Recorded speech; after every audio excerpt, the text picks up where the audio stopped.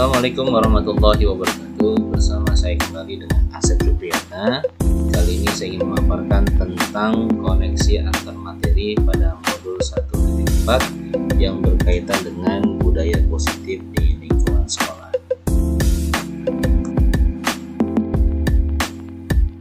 Dalam standar pendidikan nasional, perlu kita pahami bahwa dalam rangka menciptakan lingkungan yang positif, maka setiap warga sekolah dan pemangku kepentingan perlu saling mendukung, menghayati dan menerapkan nilai-nilai kebajikan yang telah disepakati bersama. Untuk dapat menerapkan tujuan mulia tersebut, maka seorang pemimpin pembelajaran perlu berjiwa kepemimpinan sehingga dapat mengembangkan sekolah dengan baik agar terwujud suatu budaya sekolah yang positif sesuai dengan standar kompetensi pengelolaan yang telah ditetapkan. Dan tujuan mulia dari penerapan disiplin positif adalah agar terbentuk murid-murid yang berkarakter, berdisiplin, santun, jujur, peduli, bertanggung jawab, dan merupakan pembelajar sepanjang hayat sesuai dengan standar kompetensi lulusan yang diharapkan. Untuk itu, ini harus mengacu kepada standar pendidikan nasional kita untuk bisa menerapkan budaya positif di lingkungan sekolah kita.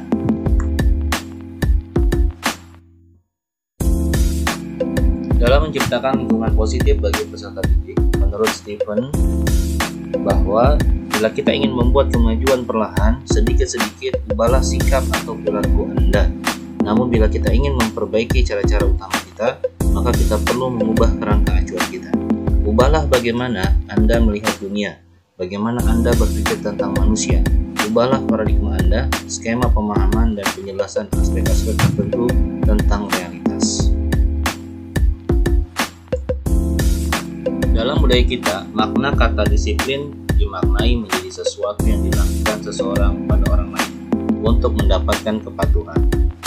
Kita cenderung menghubungkan kata disiplin dengan ketidaknyamanan. Sedangkan menurut Ki Hajar Dewantara mengatakan bahwa di mana ada kemerdekaan, disitulah harus ada disiplin yang kuat.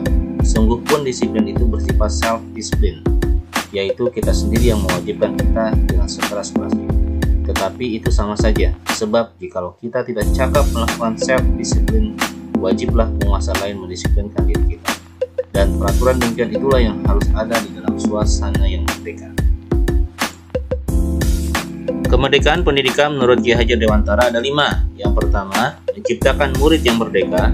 Yang kedua, memiliki disiplin yang kuat. Yang ketiga, memiliki disiplin diri. Yang keempat, memiliki motivasi internal. Dan yang kelima, memerlukan motivasi eksternal untuk disiplin diri. Menurut Ian Gossen dalam buku Restructuring School Discipline tahun 2001, Ian menyatakan bahwa arti dari kata disiplin berasal dari bahasa Latin, disciplina, yang artinya belajar. Kata disiplin juga berasal dari akar kata yang sama dengan disiple, atau murid atau pengikut. Untuk menjadi seorang murid atau pengikut, seseorang harus paham betul alasan mengapa mereka mengikuti suatu aliran atau ajaran tertentu. Sehingga motivasi yang terbangun adalah motivasi intrinsik, bukan ekstrinsik. Dalam nilai-nilai kebajikan universal, pada profil pelajar Pancasila, diantaranya beriman bertakwa kepada Tuhan Yang Maha Esa dan berakhlak mulia, mandiri, bernalar kritis, berkebinekaan global, bergotong royong, dan kreatif.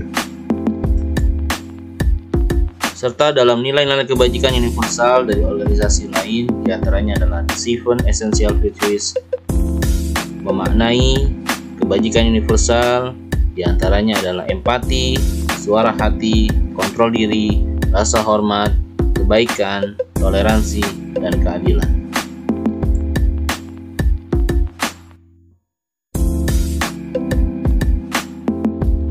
Menurut Diane Gossen dalam buku Restructuring School Discipline menyatakan ada 3 motivasi perilaku manusia. Yang pertama, untuk menghindari ketidaknyamanan atau hukuman. 2, untuk mendapatkan imbalan atau penghargaan dari orang lain. Yang ketiga, untuk menjadi orang yang mereka inginkan dan menghargai diri sendiri dengan nilai-nilai yang mereka percaya. Hukuman, konsekuensi, dan restitusi. Tindakan terhadap suatu pelanggaran pada umumnya berbentuk hukuman atau konsekuensi. Namun, ada hal yang memang lebih penting dari sekedar hukuman dan konsekuensi, yaitu restitusi. Restitusi adalah proses menciptakan kondisi bagi murid untuk memperbaiki kesalahan mereka, sehingga mereka bisa kembali pada kelompok mereka dengan karakter yang lebih kuat. Restitusi juga merupakan proses kolaboratif yang mengajarkan murid untuk mencari solusi untuk masalah mereka dan membantu murid berpikir tentang orang seperti apa yang mereka inginkan dan bagaimana mereka harus memperlakukan orang lain. Dalam segitiga restitusi, komponennya adalah validasi tindakan yang salah, menstabilkan identitas, dan menanyakan keyakinan. Berikut adalah perbedaan antara hukuman, konsekuensi, dan restitusi.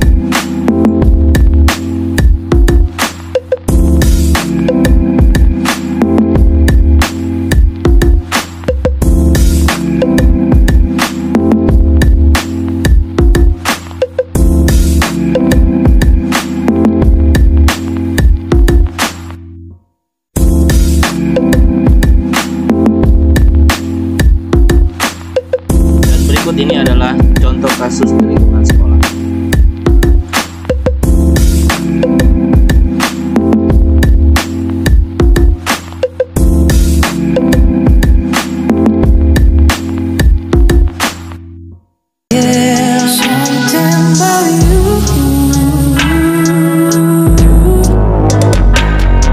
Sometimes we had sex and then fight.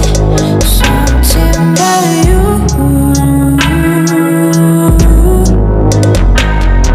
You playing your games, then you think I was a fool.